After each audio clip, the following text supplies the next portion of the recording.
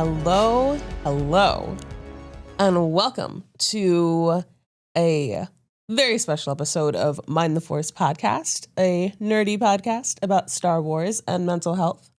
I am Kristine, and I'm joined in studio, in person, live in action, with my lovely co-host, James Abadi. Jedi Master James.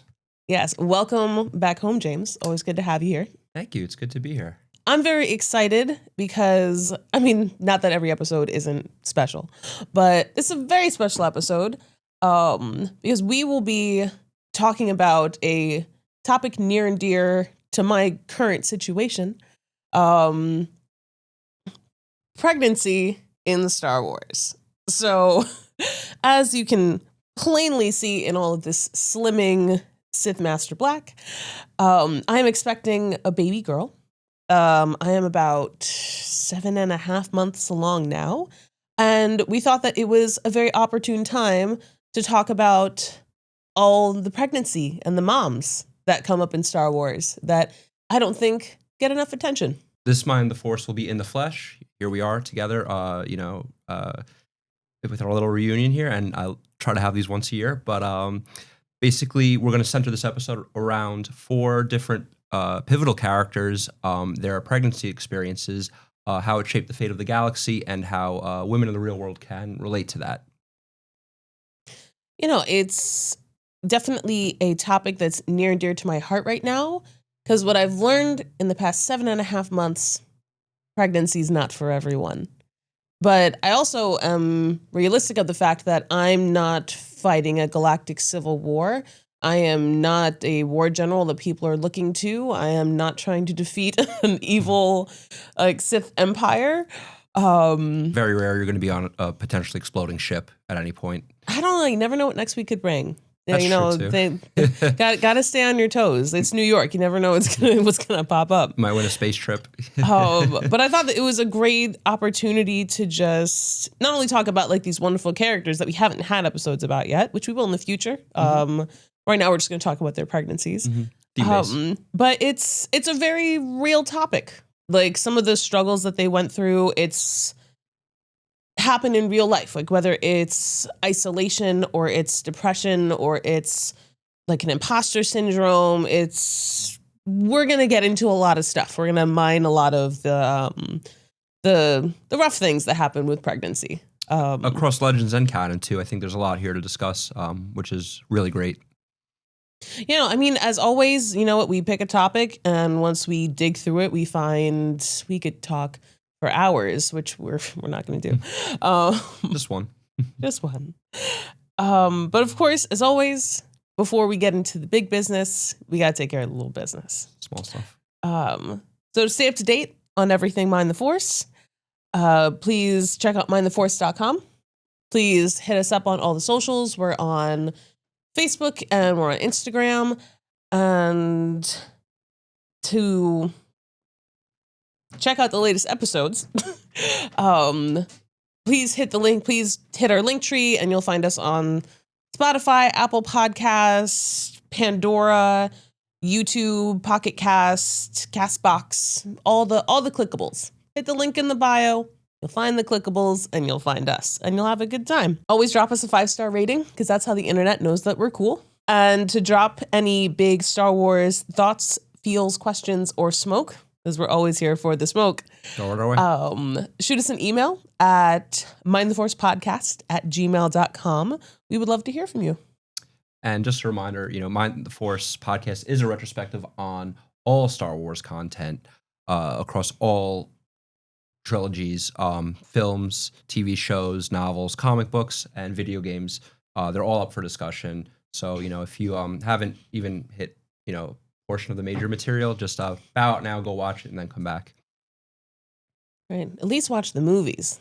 Start with the first 6 to 9. I always feel so bad when people are like, where do I start? And I'm just like, well, go watch everything. I say Reddit usually. Start with Reddit and then decide which list you like. That's fair. People are like, I don't want to watch a cartoon. And I'm just like, if you haven't watched Clone Wars, don't talk to me. I had that argument with my friends this weekend, actually, and I got a convert. I got one to move over to the cartoon world. There you go. I'm trying to convince my father-in-law to watch Clone Wars now. He's like, am I gonna watch a car? He's actually seen all the movies, and I was like, You'll get him there. Cooler father-in-law than I thought. You'll see how deep this rabbit hole goes. He'll get there. I'm gonna wear him down. My dad's favorite show. He rewatches it all the time. So right, and be like, I know grown men that have seen Clone Wars. It's fantastic. Yeah, that's how you sell them. But yeah, no, I'm excited to touch on this topic because, as always, once we start mining a character, we do find all these heavy themes and these heavy consistencies that relate back to real life. And I don't think we can get more real life than pregnancy. Mm-hmm. Like whether it's people in war zones or people in poverty, or, I mean, I really wanted to go widespread because you even have a lot of like adoption themes that are across Star Wars, but we're talking about physical pregnancy here. And switches in terms of like, identities. And it's good to get away from just clones and droids for a little, as much as we love them, and back to just the, I guess the organics, as they call them. Right. That's a fair point. Right. We talked about a lot of birth with Jango Fett, but none of them were actually birth. They're more pod babies. He was a father, not a mother in that case. But I think that we would be remiss if we didn't start with a resident Mother Mary. Yes. Yes, we have Miss, or yeah, I guess we miss, not Mrs. Miss. Well, she was a Mrs. later, but that was when she was married to Lars. Shmi Skywalker. Miss Shmi, yeah. Yes, who is resident Mother Mary, mother of our favorite resident space Jesus, Anakin Skywalker. Lucas made an allegory. He did it. Yes. And of course, she's like the virgin birth. The Immaculate Conception. Exactly. Like she wasn't actually like Anakin had no father because Palpatine and Plagueis like manipulated the midichlorians to create Anakin, essentially. Force child, force baby. Exactly. He's a legitimate force baby. This poor enslaved woman wasn't doing anything but minding her little enslaved business, and all of a sudden she was pregnant. That's the reason I think they targeted her, because she was so off the grid, not even really in the Republic, being on the outer rim. Exactly. Under the control of a cartel, so. Yeah, having no real autonomy, and then now suddenly... Perfect. Yeah, like you're pregnant, you have no agency to actually do anything about this. In a way, I mean, we could tie that to in the real world too, where that physically does happen, as rape and whatnot. In a sense, she had no choice in that, and to her, she looked at it as a gift, though. If you look at it from like the, I guess, gospel perspective, but if you look at it from a Sith perspective, what they did was totally a violation, because say she didn't, want to have that child, or say she was pregnant with another, she had plans to marry another man. That agency was ripped from her really by the Sith at that point. So starting there, it's like, okay, it's an excellent point, and it makes me even then think of, without getting too political. We have political episodes coming up, but I mean, even think about being in a state where you don't have options. Like you don't have any options. There's very little like contraceptive options or any like pro-choice options. You're pregnant. And you have to move forward with that. That's Tatooine. And then to tack that on, to know that not only are you having this child, but then as he grows older, like it also makes me think of like the Mother Mary thing, where suddenly he's like the chosen one, or he starts like displaying these like incredible gifts, and suddenly you're like, what am I supposed to do with that? And it's a lot of pressure for somebody with very little agency. In both of their regards too, he was kind of thrown into the deep end. Also not having a father potentially shaped him into Vader, I think, in some cases. Yeah. So in many ways, but they didn't care about that because they knew they wanted that right. Vader. They wanted all that pain and suffering to come through slave. He wanted Anakin to be born a slave. If you really think about it, they chose the slave to have a slave because he's going to need that slave mindset when I swoop in and do what I does. If you're Palpatine. Yeah. So it's like a reverse. I always call him inverted Jesus. It's like a inverted Bethlehem in that regard, and what does Obi-Wan say? Wretched hive of scum and villainy. That's really where they put him, and that's kind of where Shmi lived. So this is where she was having this pregnancy. It ultimately cost her life. Just the dangerous parts of Tatooine. She really was. I live in the desert, but it ain't as bad as Tatooine. And she was kind of, nurturing this, I guess, Messiah, essentially. And in really forming a diamond in the rough is what I'm getting at, Mm-hmm.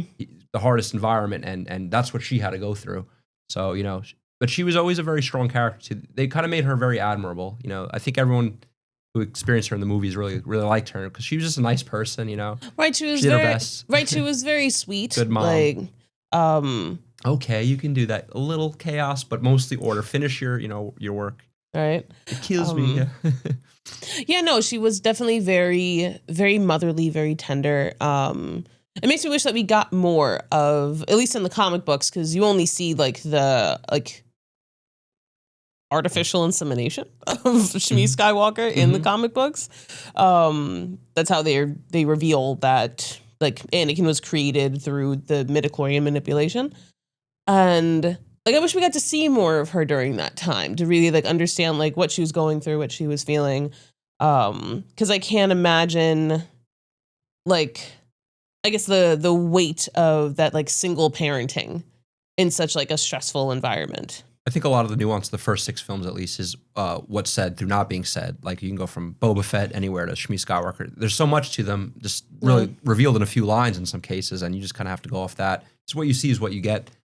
But in a way, as you dig deeper, you realize, and as you go into the expanded universe, you see, how much that how real she is, how multidimensional. Our intention with this episode is to reflect on fictional portrayals of pregnancy in Star Wars, but through a passionate mental health awareness lens. So when we take that dimension and apply it to her, you can see, okay, you can see her sorrow, you can see her sadness, but you can see her strength too. Even when she died, she was so happy to see Anakin again, and she's like, the fruit of my pregnancy. This is the only thing I want right now. Even though I'm in this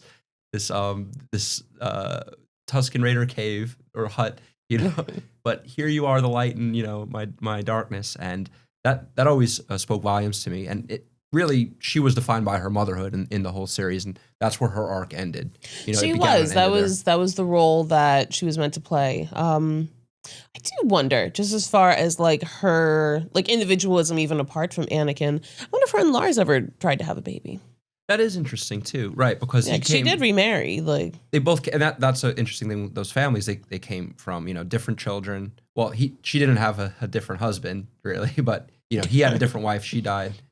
I guess Lars is 0 for 2, at the end, but yeah, that's what they all are in Star Wars. But and Owen and Beru, who also end tragically as well, and we can even get into their sort of surrogate parenting role, sort of.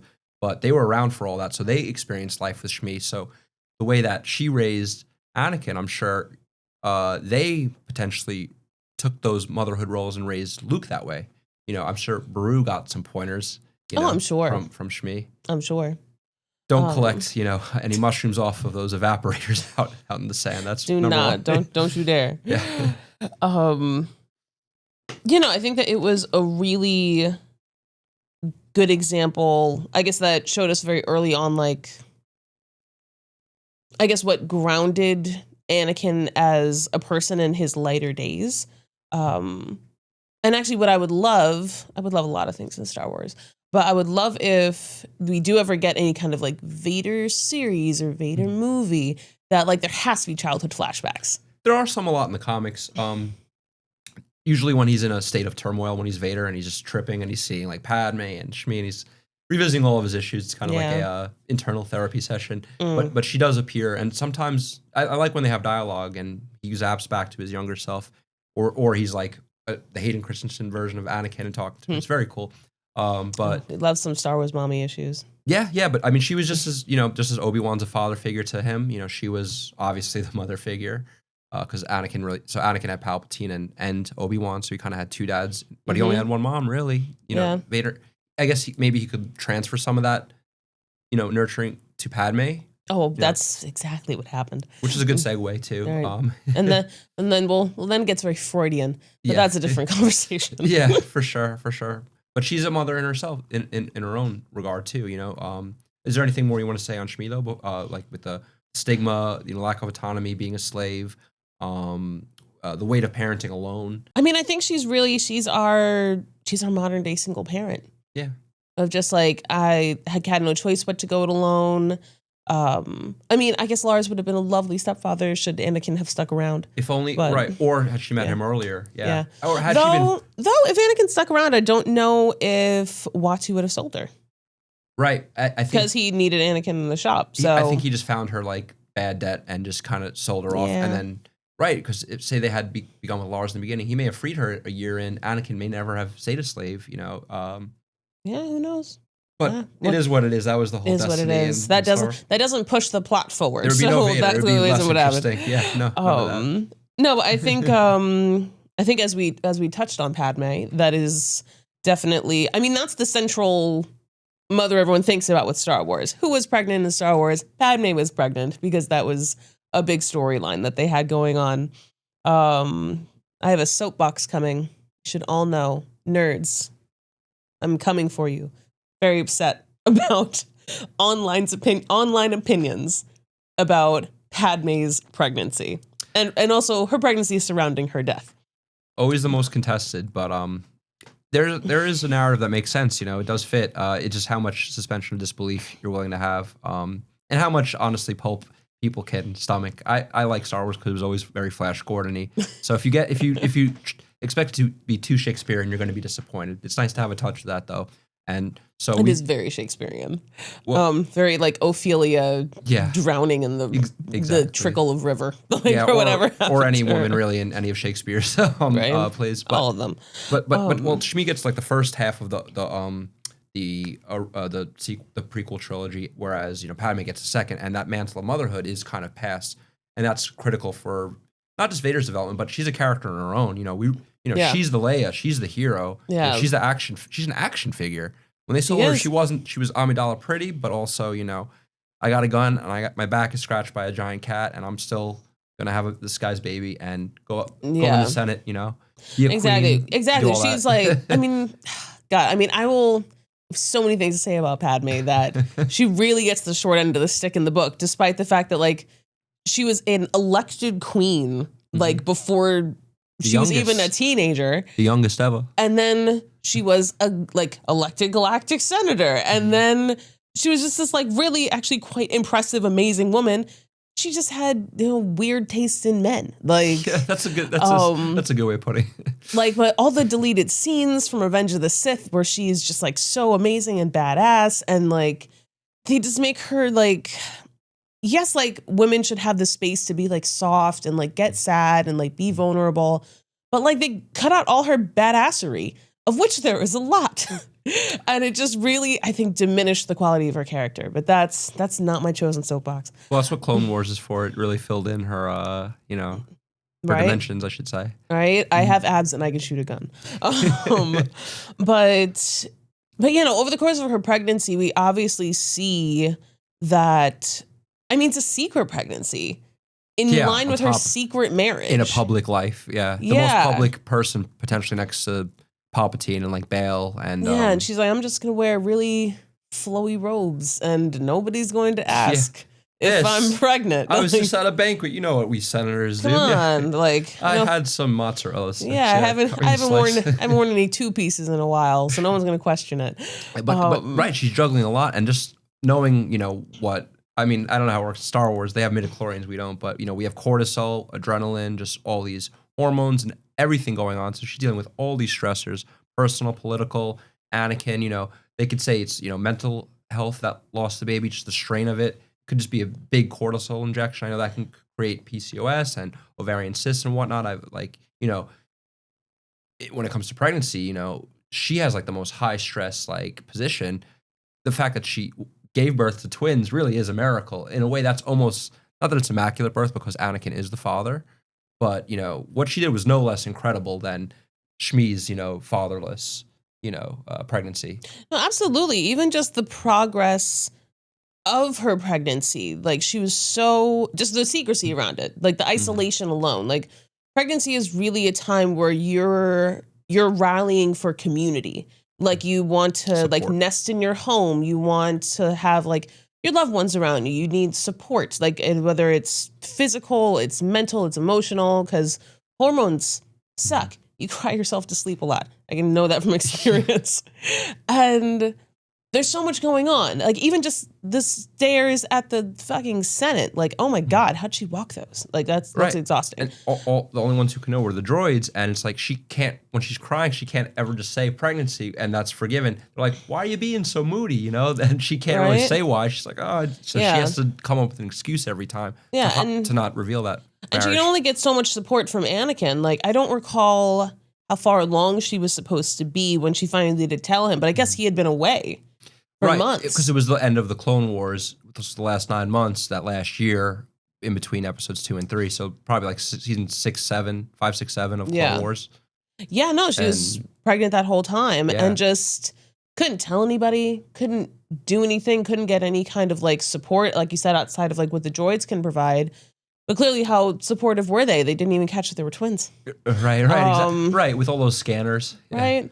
Thanks, Threeps. We feel like we're in the future, but we're not really. Like, she must have shut them off a lot, honestly. That's the only explanation. Maybe. Right, clearly they were charging in the corner. Or she forgot to plug them in. And just kept erasing his memory. Yeah, no, and just the toll that will take, that kind of isolation and that, like, lack of good feelings, like the cortisol from stress and the things that can do to not only your psyche at the time, as well as the development of the baby, like, or babies. None of it's healthy. Like, none of it's good. Like, none of it's putting her in a good place, in a good mindset. Like, even when you have the scene on the balcony where she and Anakin are talking and like she's like in her nightgown and they're just like, I love you more. And she's like, I want to go, like, I want to have the baby on Naboo. Like, I want to go home and, like, prepare for the baby, like, have a nursery. And, like, really, that's her asking, like, I want to go nest. That's the term. Like, I want to go, like, set up our lives so that we can, like, look forward to the arrival of the baby. And that's her, like, making an effort to try to have some kind of normalcy. And she didn't even get there. She couldn't even get that far. It's hard when General Grievous is blowing up, ships basically every other day or invading the capital. There's basically, she was on an adventure all the time. Honestly, and with her too, even the medical system really failed her. Well, it was really Anakin, of course, the broken heart, died of a broken heart. You can isolate that. How we'll get to that, direct or indirect, yeah. But with the medical system though, like it's kind of like medieval, Tudors or England era, where it's like, we just don't really know what's going on here. And that's kind of the excuse she got with all this fancy tech. Yeah. Right? They can make fucking millions of clones, but they can't, like, get 2 heartbeats. And then even just the pregnancy brain of it. Like, pregnancy brain's real. I can't focus. You can ask Matt. I can't focus. And so her being, like, not only worrying about, like, Anakin's safety and the baby, but she's a galactic senator with the war. And at the same time, they're also having the secret meetings for, like, the beginnings of the rebellion.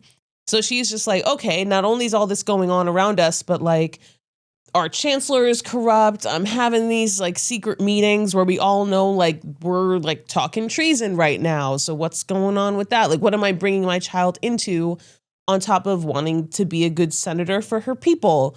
And there's just so much going on. I can only imagine how her brain is just swimming at 1,000 miles a minute and just not having any space or any control to actually focus or be honest or even ask for help. And that could be part of the broken heart thing, not just from Anakin. Maybe the pregnancy itself did just really kill her, because the stress of everything, it was a lot. In the end, it did cost her life. She was not able to survive to see your kids beyond 10 seconds, So I think all of that did, in those last 9 months, did really, like, take its toll on Padme. Just like Shmi slowly withering away in the Tusken Raider hut. I don't think there's something to be said for, and, like, I wish I knew more of, like, the research behind this, but I'm sure there's a lot of, like, emotional, like, not even emotional, but, like, brain wavelength sort of. Yeah, like, attached to really, like, the will to live. I believe that. I certainly think you could see positive versus negative people in life. I think having the right mindset can be the make or break in some cases. So I think with Padme, she was like half glass full, but the galaxy just failed to match that. Right. It became a dark, And And then tyranny. of course the stress of 1,000, jeers or no applause for thunderous applause for the fall of the Republic. That was probably the death knell, honestly. Like, oh my God, the Republic. I'm not going to raise my child in an empire. Yeah. Well, I don't know. The death knell might have been her secret baby daddy falling to a life of crime. Like, I think. Right. I think like, oh might have been it. God, you're a hut. Yeah. Right. Also, being choked and passing out, super bad for you. Right. She's like, Anakin, not now, not in this moment. I can't even lay on my goddamn back because then I have the uterus putting the pressure on my lungs and then I can't breathe and then it's on the aorta for the baby. So I can't imagine getting choked out and physically passing out. That may have been any favors for her and the baby. That may have been Anakin's nadir. Not Vader. Vader blew up a planet with Tarkin, but as Anakin, or he's Vader at that point, honestly. Yeah. Choking your loved one, knowing she's pregnant too, that's domestic assault. He knew she was pregnant, and he still was so outraged by Obi-Wan that, he went after his babies, his own children too. So that's the beginning of his tiff with his children, with Luke and Leia as well. Right. Asphyxiation is not recommended during pregnancy. Yeah, no, that's for sure. But it's quite amazing. Do you want to hop towards her Act 3 really, how she went out now that we're there? I mean, I think there is still, even today in 2025, people die in childbirth. Mm-hmm. That is still very, very much a thing. There are so many dangerous things that can happen, even in the most high-tech hospital, even with the healthiest people. It just takes, the human body is like a balloon. crazy place. There's so many things going on and so many corridors and factors that can happen with your heart or your lungs or all the other sepsis things, and you're and I'm just going to push a baby out of here. Though I think she had a C-section. Did they remove her? Did they remove the kids via C-section? They said "ooba, ooba." We got to translate that. I don't think it was, say "ooba." No, I forgot about that. I think it was natural though. I'm pretty sure because they said. It looked like she was pushing. Yeah, she did look like she was pushing. Yeah, you're right. I think that would have taken away too from. I think just for the I guess the impact for that. I think that Lucas probably thought that would be too complicated. We've already got enough complications. C-sections in Star Wars, right. Too complicated. He's like, I don't really know. I've never seen it, so I'm just going to say broken heart. Something goes on, but no, that's absolutely true. And even back in the day, even before modern science, there's a almost 1 in 3 chance. You can get what's it called, puerperal fever. Sometimes the doctors would kill the woman just through inserting infected scalpels and whatnot, and just make that's how King Henry VIII's third wife died, Jane Seymour, who birthed the future king. So in a way, sometimes I see that with Padme. She's kind of like Jane Seymour, saw her child died a week or so later of a fever. Meanwhile, the king, i.e. Luke, in a sense, goes on to the future and has this grand destiny, even though his life was stopped short. I do see a lot of parallels in history where Lucas is kind of looking at the vulnerability of women in childbirth and seeing the next generation walk the earth, walk the planet, walk the moon, but not be a part of that anymore. And so it's like a bowing out and a passing of that baton. And I think Lucas really, especially, and in Clone Wars too with Hera, Rebels, they really drove that point home. Okay, you got them here, now the next generation begins. So she was the end of the Republic and the end of a generation. So I really see those parallels a lot with those characters. Yeah, and it's interesting. I mean, it's interesting to then think of the content that's then come out in subsequent years of, I guess, who was in the next generation. Because I think about retcon content that they did later with Ahsoka being at Padmé's funeral and how she felt about that, and then being there later to pass this wisdom onto Luke, which we saw in, I want to say, now I don't know if it was the Mandalorian episode or the Boba Fett episode or whichever one. I believe that was where they all met. Right. No, that was right? No, Boba Fett, because the Mandalorian took over the Boba Fett. Tamora Morrison was so mad. He's like, "This ain't the ass show." Yeah. But no, it is true. I like that observation, especially the parallels throughout history of acknowledging that death in childbirth is a thing. Well, more common back then, but right. Well, Yeah. it was back then in a long time ago, far away, but it was very it's sad that even like with all this, the droids and the technology, that it really isn't strange considering the circumstances that she died. You have the miracle of childbirth, but the mysteries of it too. And this, you can see this from, even the Gospels with Jesus all the way just to a normal, like everyday childbirth in the past or present. Like there's just something mysterious beyond it. It is a superpower. I can't do it. But what I think is so interesting is even in this, technocratic world with even magic, really, they have, the Force, they still really can't explain. Some things are even beyond like Qui-Gon or Obi-Wan's, wisdom, or Yoda. Yoda was there on them and he couldn't do a thing to save. Right. Sometimes they're like, we're just going to let this chalk someone up to the Force, Can't really do the amount anything. of things they chalk up to the Force. Like Yoda probably would have made a great midwife if he just didn't chalk everything up to the Force. Force to the chalk it is, yeah. But that's always really like stuck with me when people are like, oh, Padme died because she's sad. Like Padme had a terribly stressful and complicated pregnancy with very little like emotional or physical support, and in stress and domestic abuse. Yes, it really, it wasn't quite a clear cut. And then she had twins that she didn't know she was having. Well, there is an explanation too. I mean, I always like to think you could, whether it's canon or not, you can always just choose to accept it in your own internal canon. But they said that Palpatine actually was killing her just as he birthed.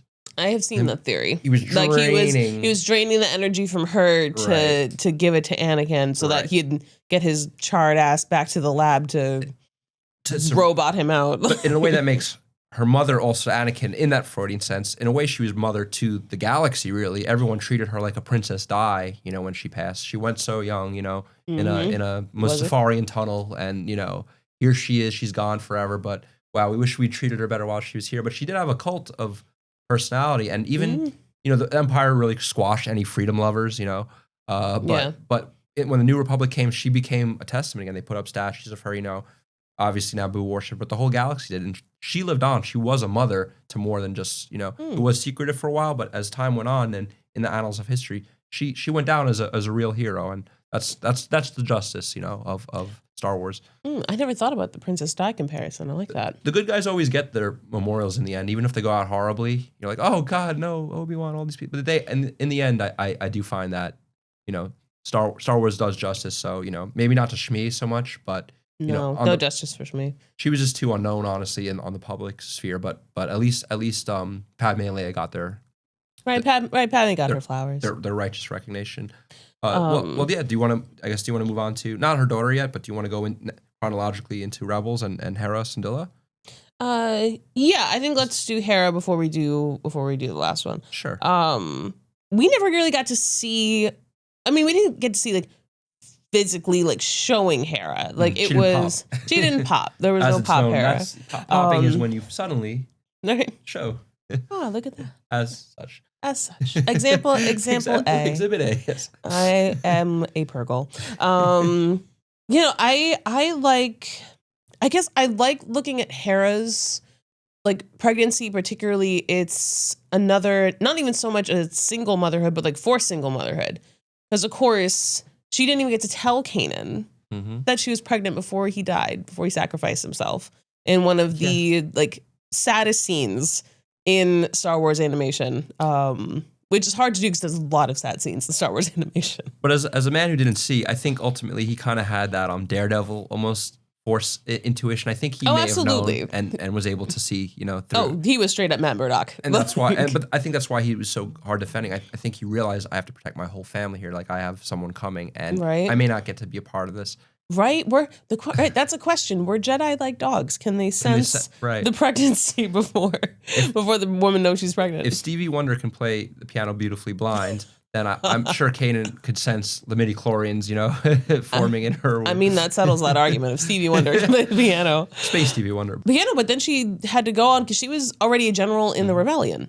Like she wasn't like a minor character. She wasn't climbing the ranks. Like she was an active general. She was a guerrilla fighter, really, Yeah, like she was a warrior, and now she's like, okay, I'm by myself. I'm still leading these people, still trying to, win this big galactic war. I could only imagine how difficult that was as she like developed more and more in her pregnancy. Like, what the fuck was Hera doing in her third trimester? Like, still flying ships? Like, I can't imagine, because you're not even allowed to fly after, most airlines won't even let you fly after 5 months. If I tried to get on a plane right now, I would be very much rebuffed. Right. After 5 months, they're like, nah, like you got to pay 2 ticket seats. We're on to you. No smuggling contraband. No smuggling contraband. Well, fortunately, she was leading a rebellion, so she didn't have to worry about any laws. They were all being broken anyway. That's also true. I'm sure no one was stopping her, but I'd hope that she was not still flying, like into like fighter missions and like anything past 5 months pregnant. Well, that's the thing, right? We kind of lose that because the threat of rebels sorts of ends, Yeah, I know. They just like skip and suddenly it's you see the image, the mural, and then it's like the outro of the show, and it's like, geez. Wow, you're live action. What happened to you? Oh, I love the motherhood does great things, but but that's when we see her next in Ahsoka, and that pregnancy had passed, and now here she is with Jace, or Jason, her son, Kanan's living image as well as hers. So green. So green. And that's the cool part now. So, you don't really get to see that. Maybe they'll explore that more in the comics and the novels. But here she is. She obviously did a good job. The kid's running around. He's happy, and, she taught him to be strong. I think she took a lot of like hers and Kanan's experiences and diffused that over, like constantly told stories, I'm sure.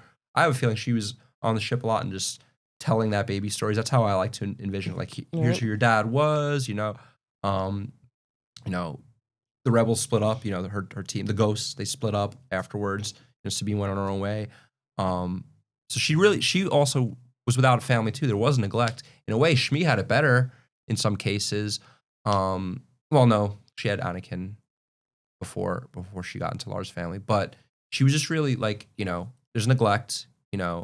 This absence of a support system, quiet grief, so grief was really churning and simmering, while I she know was pregnant. it's almost like she didn't get time to be sad about Kanan, because like there's still so much going on. Like I'd look at her and I'd look at the weight of like responsibility and expectation. Like, okay, like I'm sure she was like, I would love to be able to stop and grieve the loss of my partner and focus on like the health and development of the baby, which is now the only piece I have left of my partner, and focus on that. And she couldn't stop for a second. They were fighting a war and she was a general in that war. And she's like, I'm already going to have these limitations later. Like major compartmentalizing, just not even having the space to be vulnerable or fall apart, and just still being like, well, I still need to fix everything. And then of course at the end of Rebels, after the final battle with Thrawn, like Ezra's disappeared. What the fuck happened to him? And that was the other male figure. Yeah, and that was another son figure. And she's also probably stressed, like, oh my God, I lost my one son figure. Like, what am I gonna do with this baby? Like, am I failing? Like, there's already so many aspects of motherhood where you just feel like you're failing. Like, anytime like you don't feel good, or anytime you don't feel like you're living up to what society, like, or what you feel society like is expecting of you, you feel like a failure. Like, even in some cases, a lot of women, I was just talking with someone about this yesterday, you find you have camaraderie with like other mothers when you're pregnant. Mom's club. Like people who ended up having to like have an emergency C-section, and the first time around, you can feel like a failure, where you're like, oh, like I couldn't even I didn't do it the right way, right? Exactly. Like I couldn't even I've had friends say that same thing. I won't reveal their identities, of course, but yeah, and it's a sad. But at the end of the day, you have to say, hey, look, things are beyond your control. Those are acts of nature, and just be there for them, and like just make them understand, even though it's hard because they're the one experiencing. Like, hey, like it's okay. That's not your fault or anything wrong. The baby's still alive. Right. I was a C-section baby. Me and my mom actually had 2 C-sections for me and my sister. Usually after the first 2, you have to kind of continue. That's in what some they say. cases. I mean, it's but that was our case. And my mom actually, I'll even say she lost a baby in between. he was gonna have a brother, but ended up not. So I wouldn't really have a sister because they were just gonna stop at 2, really. So while I was very sad about that, that also happens in pregnancy. Baby angels, and then you get someone else shortly thereafter. In some cases, sometimes no, sometimes they can't or they don't want to. But in our case, I wouldn't have had a sister if it weren't for those complications, in a sense, which is a weird way of putting it, maybe. But then she came out C-section as well, and I just always think about that. It's interesting. So in a way, I didn't come into the world in the natural sense. Maybe I was a born failure by that standard, but I don't look at myself that way. So that's how I try to explain that to others, at least. Yeah, well, I mean, nor should you. There's no, and it's so hard because you internalize these things, and it's so easy. It's one of those things where you can say that on paper, okay, this is not a failure, or it's okay to feel this way. You create a life. It's an amazing thing. Yeah, dealing with.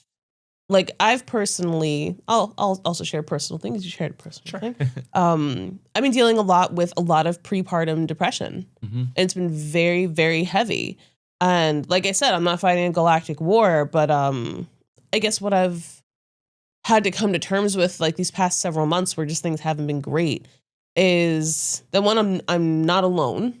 I've worked with my therapist and I found support groups and just built a system and community around for support for myself just to kind of get through it. And just realize that it's okay. It's pregnancy is not for everybody. And every pregnancy looks different. It's hard to base your experience on someone else's experience because it could all be different. Don't let the internet tell you that everything should be rainbows and fucking sunshine, because it's not. No one knows until you experience it uniquely. It's your unique situation. Exactly. And everything's going to be different. You can have similar symptoms, but your experience is never one-to-one with somebody else. And it's okay if you don't love it. And it's okay if you do love it. If people love being pregnant and having the belly and doing all this stuff, then that's fully for them. Love the baby, not the pregnancy.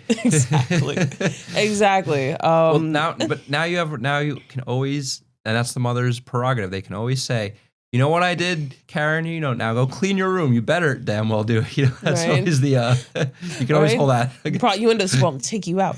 I've even had people tell me that, the newborn stage is hard. I didn't connect with my newborn right away. They were great when they were toddlers. Love a toddler. Newborns, not so great.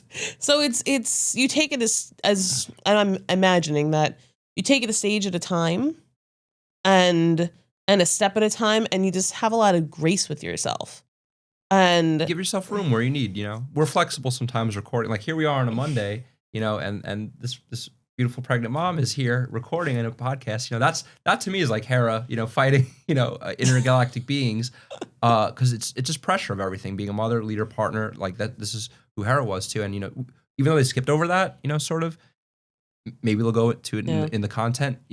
She still went through it, so we see the end result, a few years later. So that is a testament to her, even though she's a lesser, character. She's not a lesser mom in the Star Wars universe. Oh, certainly not. Yeah, no, I think I love that they touch on it more in Ahsoka, just her role as a mom and her concern for Jason. But yeah, no, I think it definitely does her a bit of a disservice to not acknowledge what she was going through when she lost Kanan, what she was going through when she then subsequently lost Ezra while she was pregnant, and then but still a badass general, still a badass starfighter, and just going through the motions. I can imagine the amount of compartmentalizing and the amount of rest she did not take, and just trying to push through every day. And it's not an isolated story. Women who feel like they need to do it all, that they can't drop any balls. I know what it feels like to say no. I'm used to being on the go, and I'm used to doing everything myself and being independent and thriving. And suddenly you're oh, I can't do that the same baby way. Comes first, yeah. Sometimes you just got to do. Honestly, Larry David can get pregnant. He just use it as an outing for everything. Pregnancy can't come. Boom. Don't got to explain. But in all seriousness, though, yeah. Sometimes it's today is just getting up, just to go back in bed. Some days it's I'm just going to survive the day, see tomorrow. And that's it. And it's amazing with these characters. I know it's fictional, but there are those superhero women all over the world, really, so who can get through this. And I think that's what's so excellently shown in these characters, in the strength that they have, the fortitude, the vulnerability at the same time. They come across as real, three-dimensional, Yeah. beings, like humans, So that's what I think Star Wars actually handles pretty well, because they don't overdo it with pregnant characters. They really only have a few. Yeah, there's not a ton of them. I feel like they have more representations of motherhood than specifically pregnancy. But even to have these 4 characters, I think is pretty cool, because also they're quite diverse in their experience. I mean, they're all in like some kind of conflict. Does anyone? I'll leave this for the fans. Do Gungans, do they lay eggs? Are they hatched, or do they? How are they birthed? They're frog-like. They're I feel like fans, send us an email. Let's have some correspondence with that. I'm actually quite interested. I won't search it. Right? I'll let them tell us. Right? Do Gungans lay eggs? Right. Because I was wondering, have there been any pregnant? Yeah. But there have been female Gungans, of course. So yeah, and I know like they have like relationships, because we know that Jar Jar had his thing going on with that Queen lady. His thing with his thing. Well, that's a good segue to Leia, not the Jar Jar, but the Hera being a general too, and that's Leia's next role from just as also Padmé, Queen to Senator to Mother. Now Rebel to General. Well, Princess to Rebel to Mother to General, right? Because she becomes General later on, but ultimately, Leia's experience, like Hera's, also mostly off screen, because that's just the way that the timeline works in Star Wars. They haven't really explored much beyond Return of the Jedi. At the end of the 2020 run of Star Wars, the comic, which ended in 2024, the last panel actually is her, with the kid. So it happened. She was pregnant towards the last few issues. That's exciting. She was like wandering around, but still fighting like Palpatine, and then just it was Adelhard. Yeah. He's a rogue splinter cell of the Empire, and that at the end of that, the most recent comic, it was Star Wars, and it crossed over with Battle of Jakku, where the destroyer goes down, and that shows her pregnancy arc. And I'm sure at some point they'll go more into it, but the new comics just start a few years after Return of the Jedi. So Kylo's already born, but they. It's mostly off screen, so we see hers and Han's like recollections later in the sequel, but we don't know much about her pregnancy. So it's kind of interesting. We're filling in the blanks here, with her. Yeah, it's interesting to be in that timeline in canon, because of course in Legends there's so much content of her being pregnant, because she had 3 children in Legends.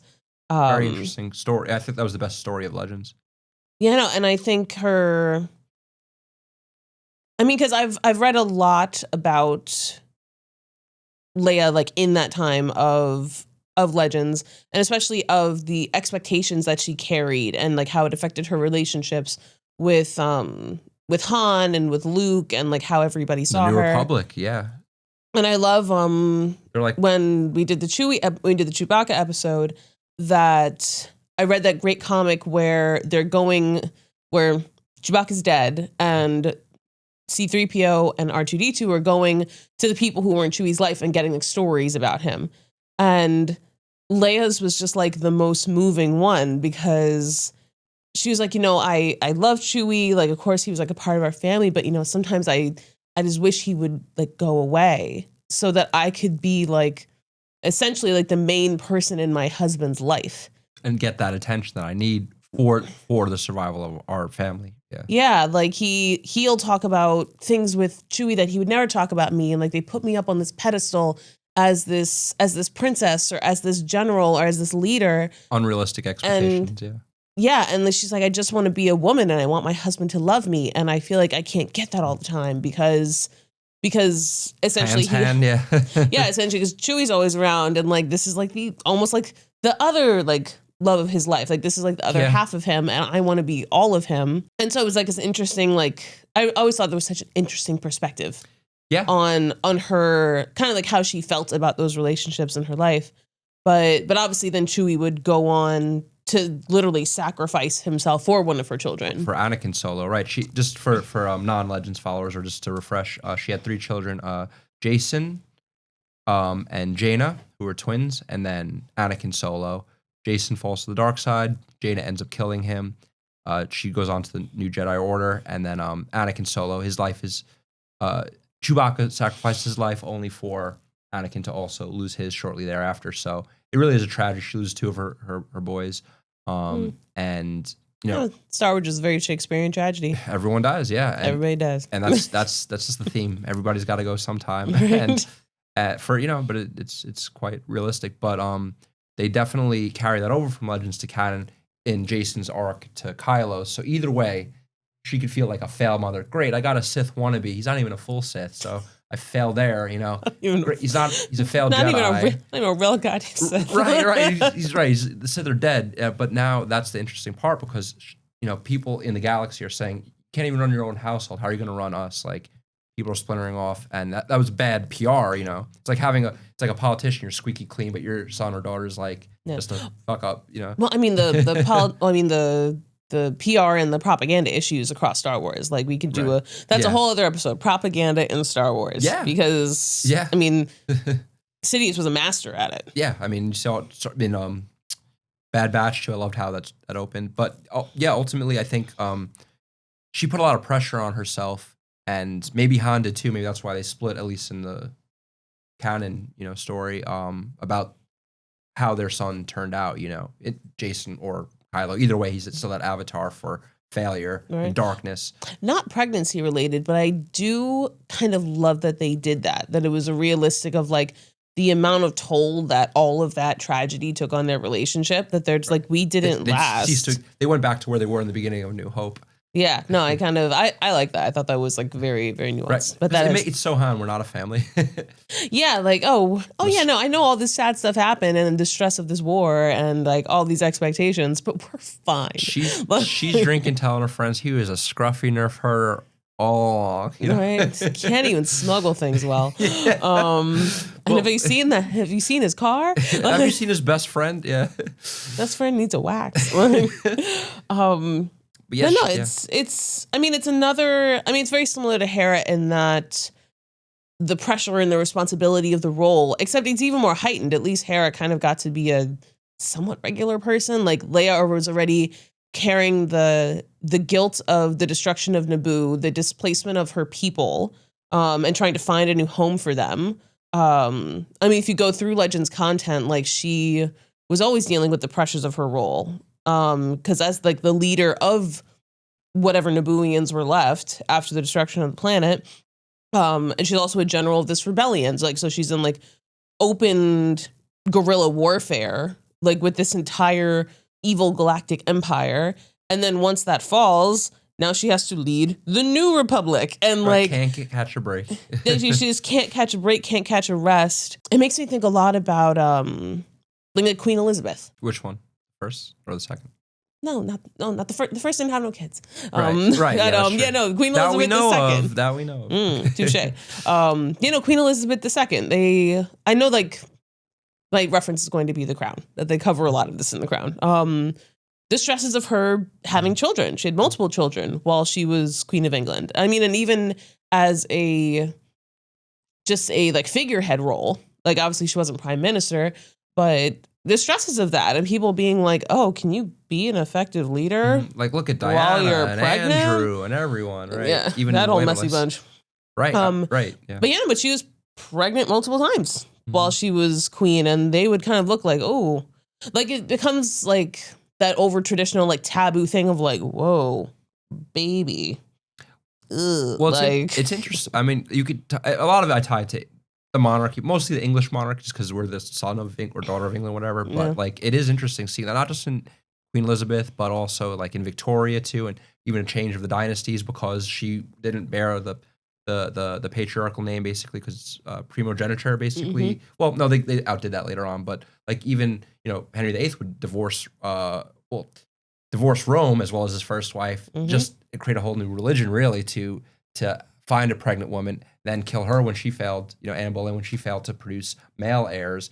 Then Jane Seymour would die of, the fever that I was discussing, and then the remaining queens were just barren. So he had these expectations in all these cases. And it's like basically you're threatened. If you don't produce an heir, you're gonna get killed or divorced, really. Yeah. Or you could still do it and die naturally. He's had all the, he's the perfect example, and his wives too. Or if you slept with someone else like his fifth wife, Catherine Howard did, well, you threatened the succession, so that's Yeah. the English. You get your head cut off. So that the pressure for those mothers or even would be mothers was immense. And Star Wars kind of delves into that a little bit, not so much the execution part, but you kind of see those real political realities playing out here with these characters. 100%. I mean, anyone that says that Star Wars isn't a reflection of real life politics and religion and moral and ethics really isn't paying attention. Yeah, it's just a perfect microcosm. It's just short, sweet, to the point. Blasters. Blasters. No, I agree. And even the generational trauma of it. It's she's picking up on she's basically picking up right where Padmé left off.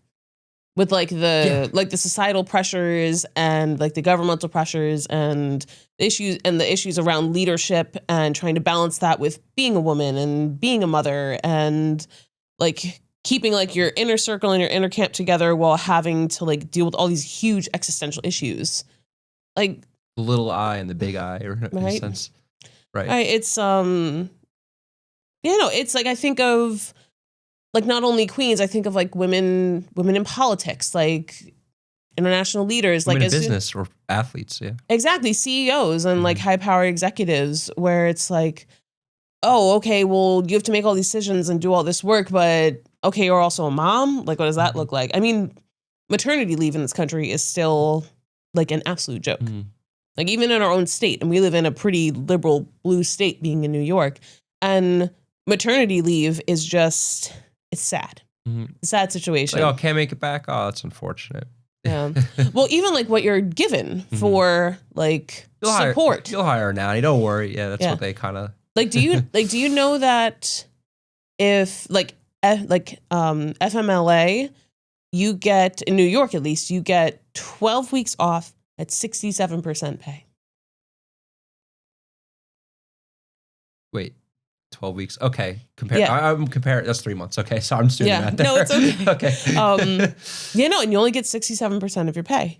You do not get full pay. I'm what do you do when you need to pay your bills? How do you have a monthly budget, right? And especially you need more now with the baby because you have more mouths to feed. Yeah, no, and nobody's salaries are going up in conjunction with the cost of living. It's all one big clusterfuck. Trust me, the more I learn about the realities of it, the more it's ugh. I'm in a fortunate situation where I won't get into that, but it's very much a struggle. And that's just for people who get FMLA.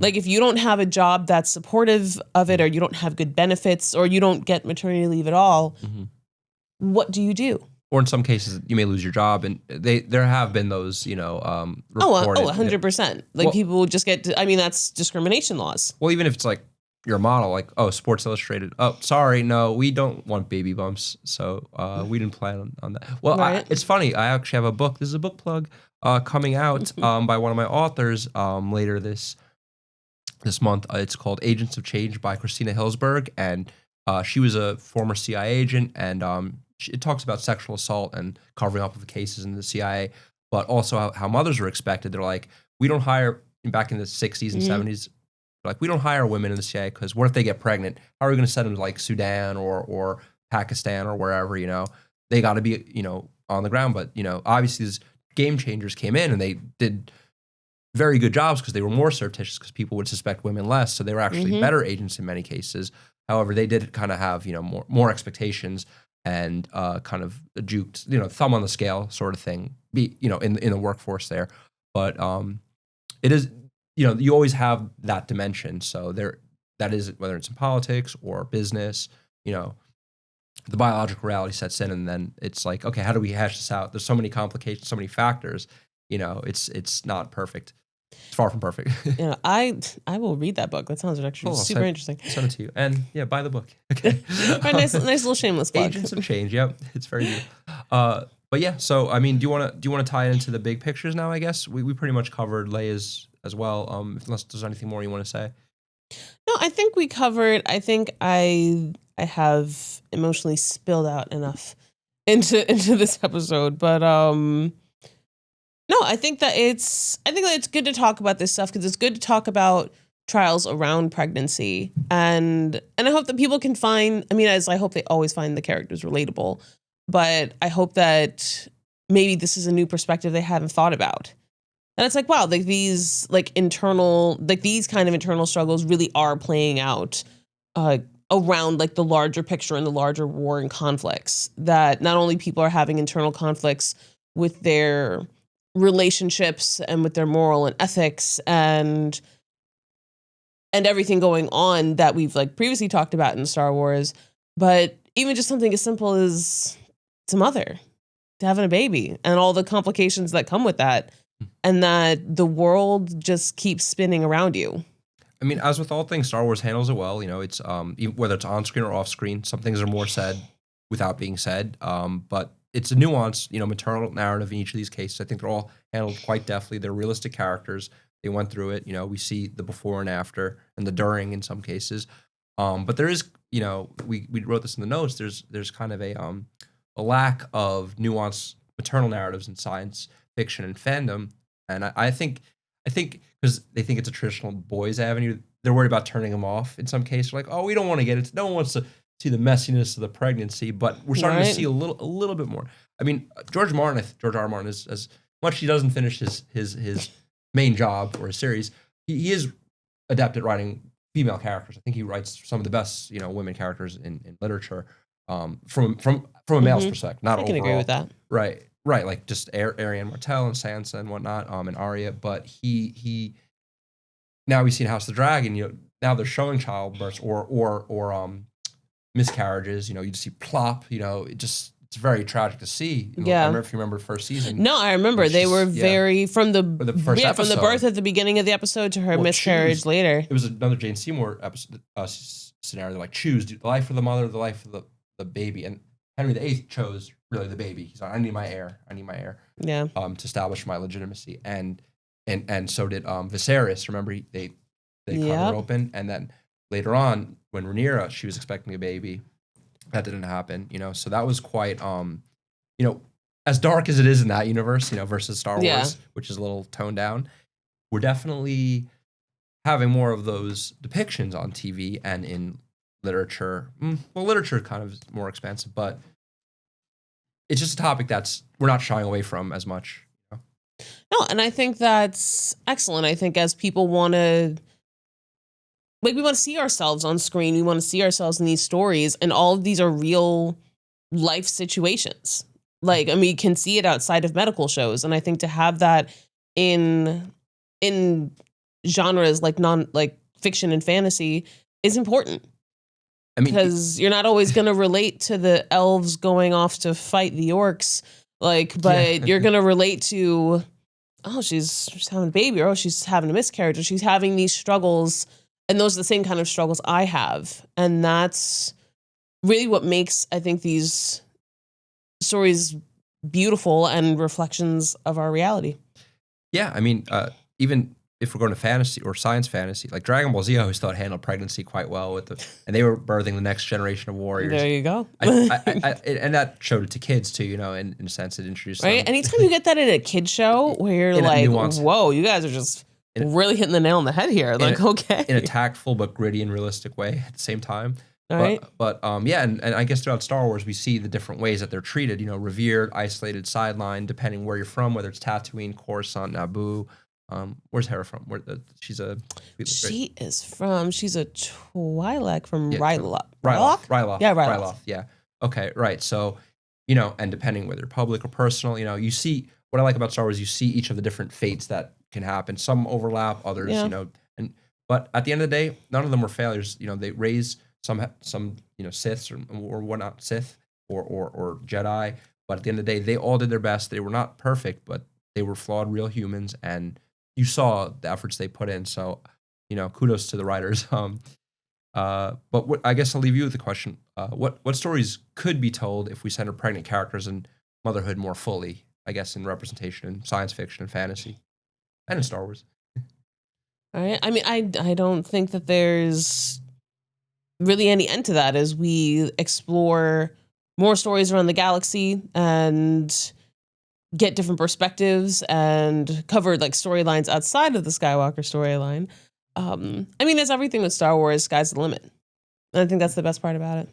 Yeah, I would say, and honestly, that's where we want to tie to the real world. So, as a mental health prompt, we would invite you to, all you listeners, if you want to reflect on your own stories, either women who had children or partners, or just even anyone in your life who you know is pregnant, it could be a guy, girl, and, you just want to talk about that experience, and the invisible strength you saw or experience, what it took to carry and raise a life, especially in turbulent times. If you want to, shoot us those stories, we could discuss them in future episodes here and there as well, because it's just something that we would like to have a dialogue with, because we want to see how did Star Wars, maybe Revenge of the Sith, did that influence you or make you think differently about pregnancy, or see these women in these roles. They're not just at the home, they're actually out there fighting battles. So there's a lot of perspectives, and we invite them.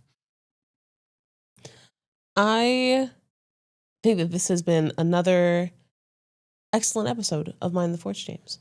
Do you agree? I'm biased, but right, we're both terribly biased. I think it's always the best episode of Mind the Force. I think, just to reiterate to the people, of course, if you want to, like James said, shoot us any stories about your own journeys with pregnancy, or how the pregnant characters and mothers in Star Wars made you feel, shoot us an email at mindtheforcepodcast@gmail.com. We'd love to hear from you, and we'd love to have some more dialogue on this topic. Get to me in the next 2 months, and I'll actually write you back before I'm bogged down in Babyland. Then I'll be answering all your emails, and you don't want that. So. Right?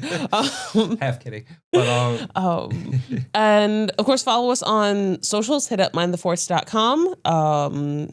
Hit us up on Facebook and Instagram. And check us out on all your favorite podcast streaming platforms to check out the latest episodes, of which this will be one. And do you have any other final thoughts before we sign off, James? If you want to offer any resources or support lines for, maternal mental health or loss or trauma, are there any sites that, or, you mentioned support groups and whatnot. Is there anything that you can recommend to people and women who need these sorts of lifelines? Well, absolutely. Well, aside from, of course, having good conversations with your friend and family, there is, wish I'd pulled this up before, because I do have. No, we can edit this part. That's no, what I'll drop it in the show notes. I do a support group with a women's postpartum center that's based out of New York City, and I will drop the name in the show notes. Fantastic, yes. And we would like to invite you to answer this question as well. Which Star Wars mother story resonates with you the most, and why?